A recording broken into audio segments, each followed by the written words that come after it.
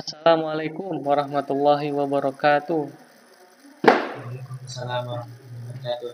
Oke, hari ini kita akan menyimak aplikasi yang sangat keren yang dibuat oleh Musyahir Abror ya, yakni tentang Lombok Visit Travel, namanya Lovit ya.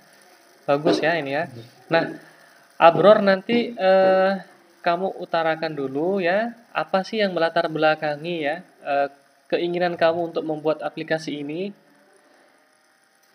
Yang kedua, teknologi apa yang kamu gunakan? Nah, baru yang ketiga, dijelaskan fitur-fiturnya ya, atau didemokan aplikasinya ya. Baik, Pak. Oke, silahkan, have your time ya.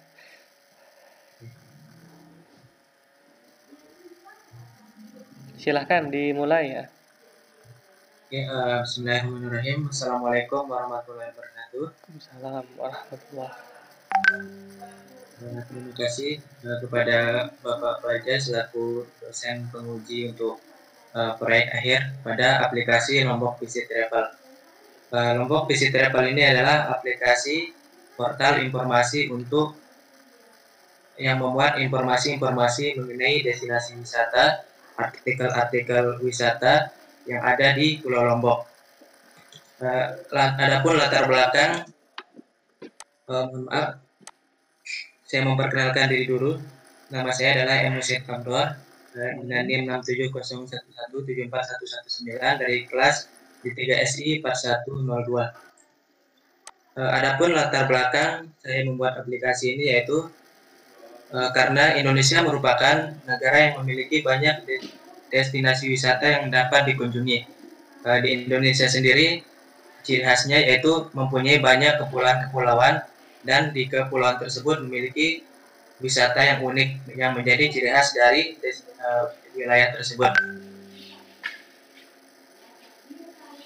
Salah satu bidang yang potensial untuk dikembangkan karena memiliki daya dorong untuk menggerakkan perekonomian masyarakat adalah sektor pariwisata. Bagaimana tidak, pariwisata ini adalah menjadi prioritas pemerintah. Sebuah daerah memiliki pariwisata yang baik, yang bagus, maka akan banyak dikunjungi oleh wisatawan. Bisa dipastikan perekonomian yang ada di daerah tersebut akan menjadi baik dengan tingkat pariwisata yang mendapat kunjungan yang banyak dari wisatawan. Akan tetapi banyak objek wisata di daerah tidak diketahui oleh wisatawan. Hal ini disebabkan karena kurangnya informasi yang menyebabkan objek wisata ini kurang dikenal. Nah, informasi-informasi seperti rutenya bagaimana, kemudian apakah di sana ada akses apa saja, kemudian ada fasilitas apa saja yang ada di daerah tersebut, itu masih kurang masyarakat dalam mendapatkan informasinya. Kemudian aplikasi ini adalah aplikasi berbasis web yang dikembangkan menggunakan bahasa pemrograman PHP dan menggunakan framework Coordinator versi 3. Kemudian untuk agar lebih interaktif, aplikasi ini dibangun dengan teknologi bahasa pemrograman JavaScript. Kemudian untuk tampilan atau layout, aplikasi ini dibangun menggunakan framework Bootstrap. Kemudian untuk web server menggunakan Apache, kemudian database-nya menggunakan MySQL. Sementara untuk dokumentasi seperti pembangunan sequence diagram, kelas diagram, kemudian diagram relasi itu menggunakan Star-YAML. Baik, kita akan lanjutkan untuk demo aplikasi. Sebelumnya, ini metode pengerjaan yang kamu pakai itu apa ya? Ini adalah halaman depan dari Abror, mohon maaf Pak. sebelumnya metode pengerjaan perangkat lunak yang kamu gunakan itu apa ya? Menggunakan metode waterfall.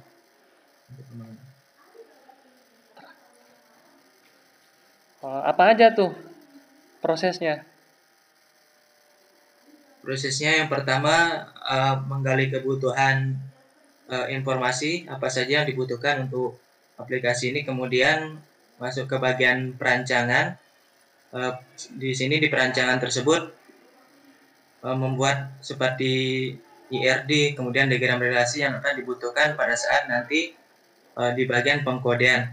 Selanjutnya yaitu di bagian pengkodean, di situ aplikasi ini dibangun dengan menggunakan bahasa pemrograman yang tadi seperti PHP, JavaScript. Kemudian jika sudah selesai, baru ke tahap testing. Pada tahap testing ini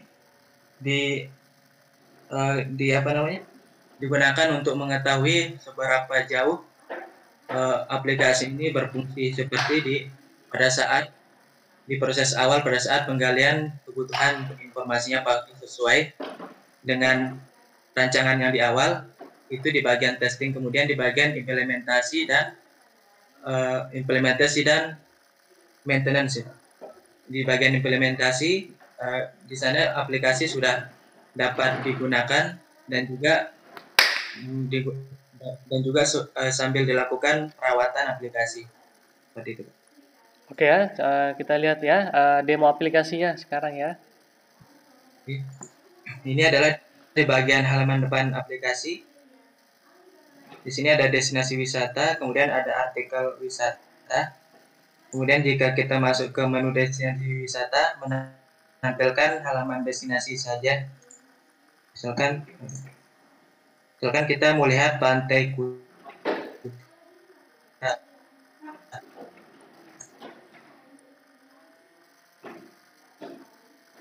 Pantai Kuta, silahkan.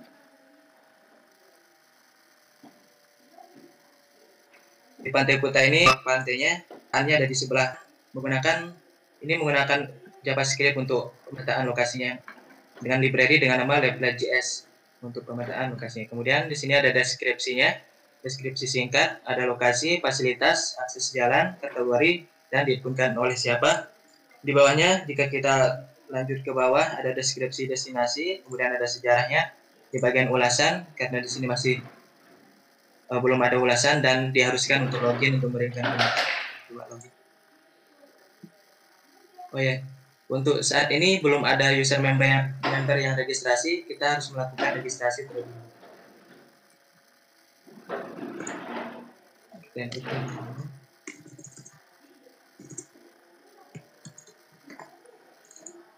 Ini nanti email ini akan digunakan untuk verifikasi ketika sudah berhasil untuk melakukan registrasi.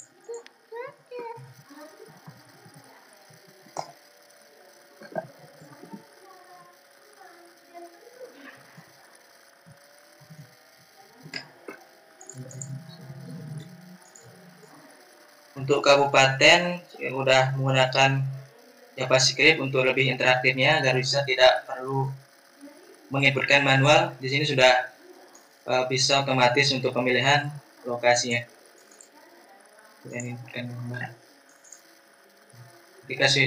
Ketika semua sudah diinputkan, maka kita pilih kirim. Karena ini masih berjalan di lokal, untuk mengirimkan emailnya butuh loading yang cukup lama. Ketika sudah registrasi, maka akan ada email untuk verifikasi akun yang sudah didaftarkan tadi.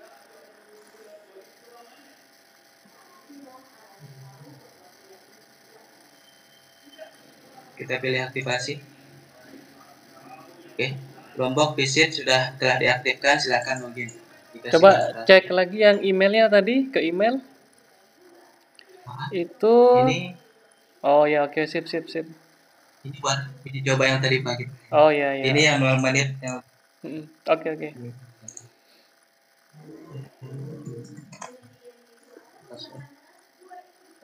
Ketika sudah berhasil melakukan registrasi, maka user ini dianggap sebagai member yang sudah mempunyai hak akses penuh terhadap aplikasi, seperti dapat memberikan komentar, kemudian dapat melakukan posting wisata.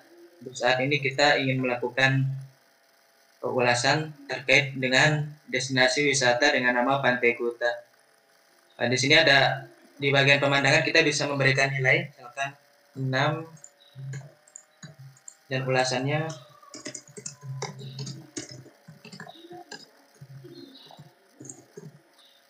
kirim ulasan.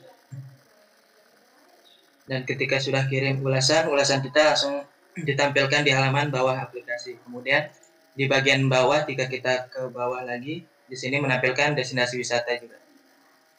Kemudian di bagian artikel wisata, di sini artikel-artikel wisata yang terkait dengan kepariwisataan, seperti misalkan bagaimana tips ketika ingin berwisata. Jika di sini disediakan informasi-informasi kapan diinputkan, kemudian diinputkan oleh siapa. Dan juga di sini juga udah bisa memberikan komentar.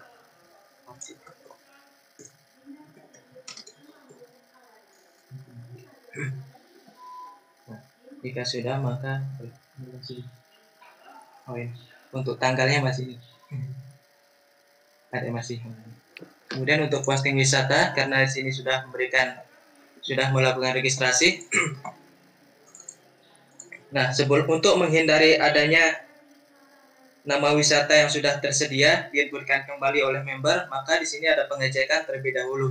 Jika misalkan tadi yang sudah ada di sistem itu dengan nama Pantai Kuta, jika kita cari di sini, maka akan menampilkan Pantai Kuta sudah tersedia, berarti tidak bisa melakukan posting wisata. Jadi kemudian kita misalkan pantai yang belum ada, ini pantai ini belum ada di sistem, belum ada di aplikasi, maka akan menampilkan data tidak ditemukan. Oleh karena itu, user atau member dapat melakukan posting wisata. Itu untuk pengecekan agar meminimalisir terjadinya wisata yang sudah diinputkan kembali oleh member lain. Seperti itu.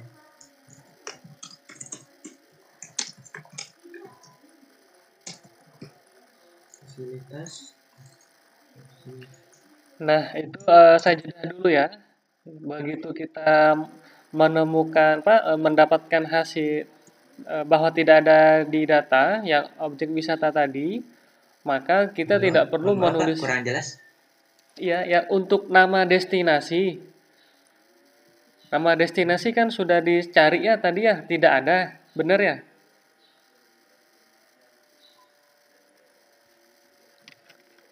Abror? Halo Pak, mohon maaf. Ya. Suaranya kurang jelas. Tadi kan kamu mencari Pantai Kura-Kura. Ya Pak. Iya kan ya? Mencari ya, Pak, Pantai Kura-Kura dan tidak ada hasilnya, benar? Iya, tidak ada. Oleh karena itu, jika tidak ada, maka si user ini boleh menginputkan atau boleh mengajukan. Ketika dia menginputkan, maka nama destinasi tidak perlu ditulis lagi karena sudah di awal. Nah, ketika kita misalkan menuliskan nama pantai Kura-Kura tidak ada, tapi di halaman berikutnya kita masih mengisikan, khawatir ada yang mengisikan pantai yang sudah ada. Begitu ya? Ya Pak, seharusnya otomatis keisi dan tidak bisa berubah ya Pak. Benar ya, oke ya. Silakan dilanjut. Untuk deskripsi kita inputkan seperti ini saja, atau kita pakai luaran nanti. Kemudian kabupaten juga sudah otomatis terisi dengan kita pakai luaran saja di sini. Kategori pantai. Nah, ini sudah bisa menginputkan untuk video wisata. Oke. Ini untuk pemetaan sendiri kita bisa melakukan, nanti kita taruh di sebelah. Nah, ini untuk latitude dan longitude sudah tidak bisa diedit. Ini radius untuk ketinggiannya nanti jika misalkan ditampilkan. Karena ini pantai, kita pilih warna biru. Oke, pengajuan wisata berhasil diinput. Kemudian di sini ada notifikasi bahwa Pantai Kura-Kura yang tadi kita inputkan belum disetujui oleh admin. Kita beralih ke halaman admin.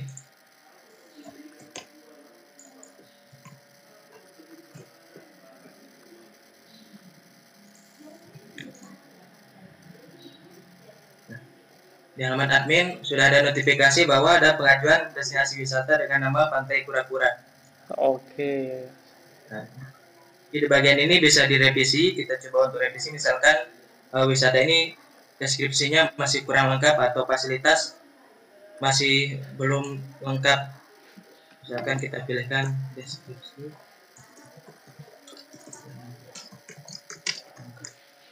kita kirimkan. Kemudian jika berhasil dikirim, dia ke halaman pengguna kembali. Di sini nanti kura-kura direvisi, ada notifikasi ke halaman member. Nah, kita bisa lihat revisi di sini ada tanggalnya 3 Agustus, yaitu tanggal hari ini. Lihat revisi, kemudian di sini revisi yang kita inputkan tadi sudah tampil deskripsi kurang lengkap. Di sini kita bisa langsung perbaiki. Nah, kita ke halaman perbaiki, member dapat mengubah yang pada saat keterangan tadi deskripsi masih kurang lengkap, nanti deskripsinya bisa ditambah.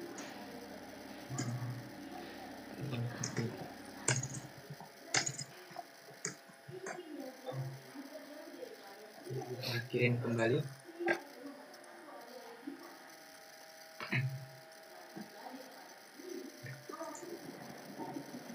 Oke, lihat kembali di sini. Jika sudah sesuai, kita bisa pilih setuju. Data berhasil disetujui dan akan tampil di halaman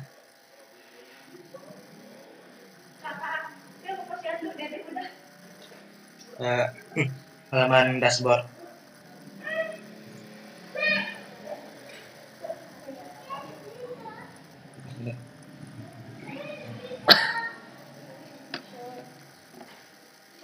Udah tadi vitamin A kan Agustus. Kemudian untuk pembagian subadmin di sini, pada saat admin superadmin ini bukan admin baru atau subadmin, bisa apakah dia destinasi yang bisa melakukan hak akses kedua pengelolaan ini.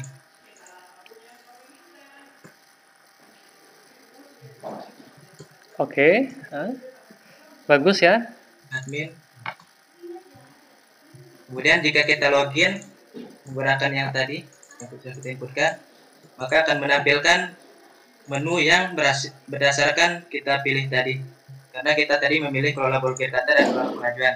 Sedangkan jika kita inputkan admin untuk pengelolaan wilayah, misalkan admin tersebut kita tunjuk sebagai admin untuk mengelola pengajuan wisata yang ada di Lombok Timur, misalkan kita pilihkan admin Lombok.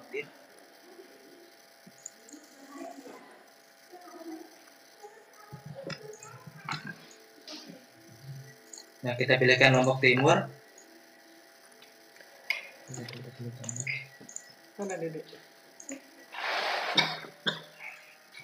Maka menunya tersebut di sini adalah kelola wisata timur. Jadi dia hanya mengelola pengajian wisata yang ada di Lombok Timur. Untuk pembagian subadmin. Kemudian untuk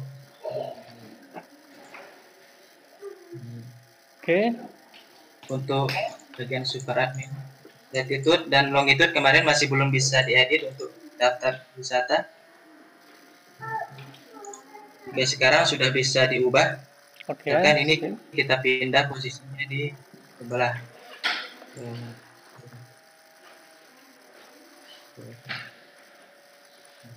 Oke, kita input. Ini sudah bisa berubah posisi. Dari yang mana? Pantai Surya. Kita ubah ke atas. Ini sudah posisinya sudah berubah sesuai dengan yang kita inputkan tadi. Kemudian untuk kriteria di sini untuk SAW, metode SAW yang kita gunakan untuk penilaian, ada input kriteria bobot, misalkan kriteria pemandangan, kriteria keamanan, di sini sudah diinputkan untuk ada 3 kriteria di sini. Berarti ketiga ini akan tampil di halaman destinasi wisata, bagian ulasan pemandangan, keamanan, keramaian. Dan di nilai akhir tergantung dari bagaimana user itu memberikan penilaian terhadap destinasi wisata. Ini Pak, seperti itu. Oke ya, bagus ya. Sudah kamu perbaiki semua ya? Untuk laporan langsung diperiksa. Udah nggak apa, ini aja aplikasi dulu, aplikasi ya. Ini butuh berapa lama buat aplikasi seperti ini?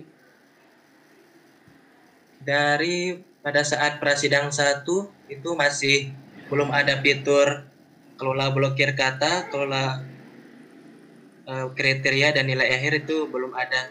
Ini kelola pengajuan destinasi wisata, kelola blokir kata, dan kelola penilaian itu dikerjakan dari mulai bulan Januari, Pak.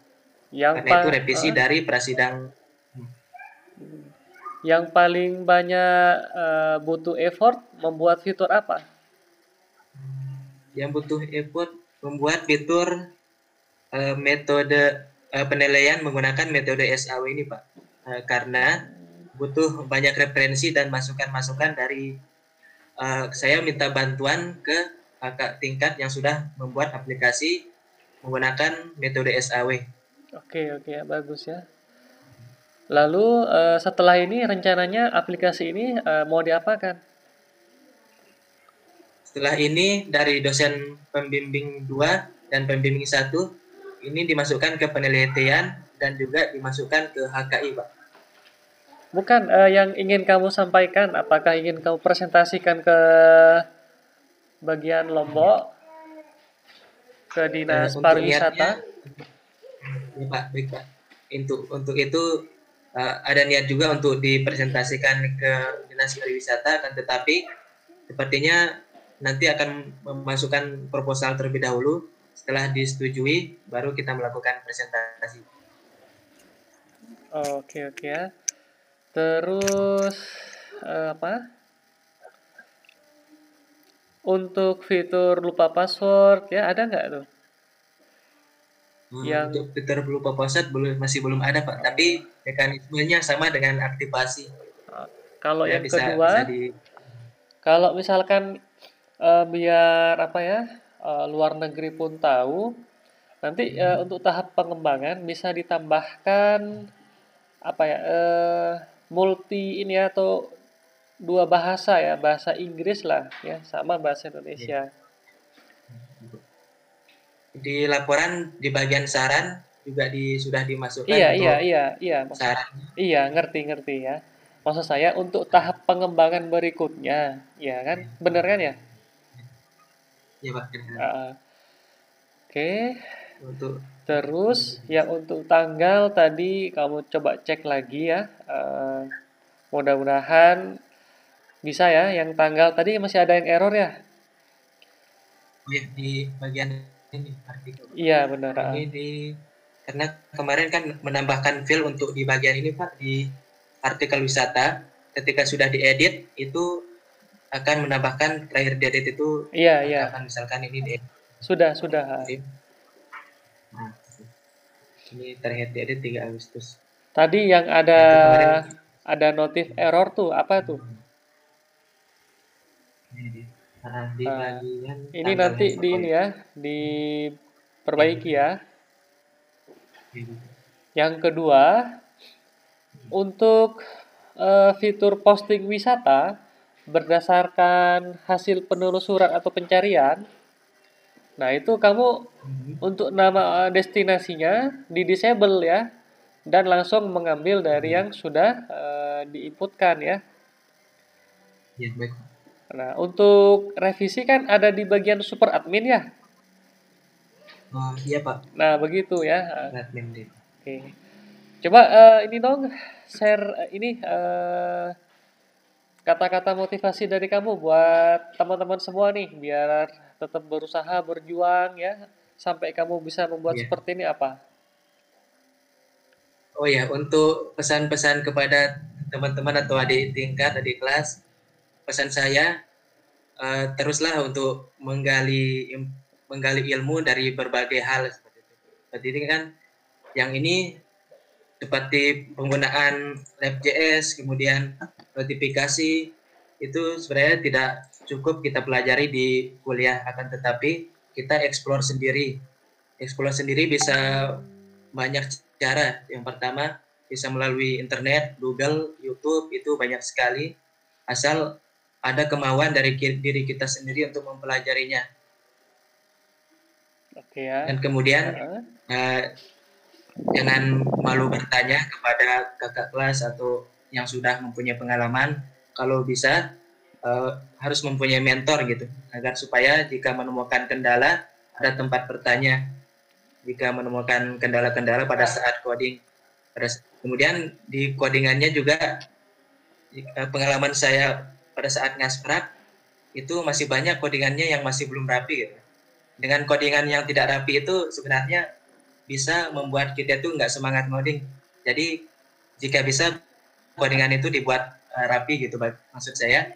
Jika dia admin itu dikelompokkan admin, misalkan kalau misalkan dia model nanti dibikin per tabel itu satu model agar lebih rapi, lebih enak kita lihatnya. Karena banyak yang saya lihat itu satu aplikasi itu modelnya cuma satu dan ribuan baris sampai ke bawah, itu kan membuat kita ngoding itu tidak semangat gitu. Jadi semangat kita ngoding itu harus kita perbaiki dari cara kita menuliskan setiap baris kode di aplikasi kita. Gitu, Pak. Oke, sip. Mudah-mudahan sukses terus ya. Mungkin itu aja ya dari kita ya. Oke, kita akhiri. Mudah-mudahan PA kamu ini, karya kamu bisa menjadi acuan, bisa menjadi referensi, dan sekaligus digunakan di Dinas Pariwisata di daerah Lombok ya. Ya, Pak. Karena saya melihat aplikasi ini benar-benar bisa dipakai dan bisa dikonsumsi oleh masyarakat, baik masyarakat Indonesia atau dari mancanegara. Oke ya, sip ya. Baik, Pak. Oke, kita Terima kasih akhiri. banyak, Pak. Ya. Assalamualaikum warahmatullahi wabarakatuh. Waalaikumsalam warahmatullahi wabarakatuh. Terima kasih banyak.